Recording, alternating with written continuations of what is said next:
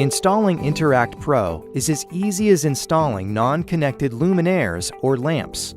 In case you want to replace a luminaire with a new connected luminaire, take the old luminaire out. Here it is demonstrated with a Coraline panel.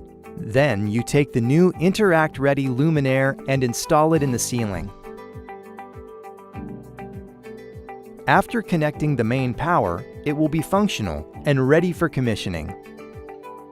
The gateway comes with a bracket that you can mount with a few screws to a wall or the ceiling.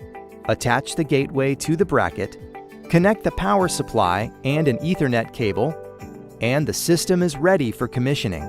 As the gateway is part of a wireless mesh network formed by the luminaires, it needs to be close to a number of luminaires.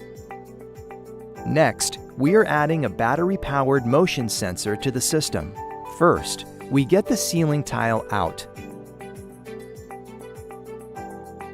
We attach the back plate carefully to this tile using the screws supplied with the sensor. Note that different ceiling systems may differ in how you connect the sensor.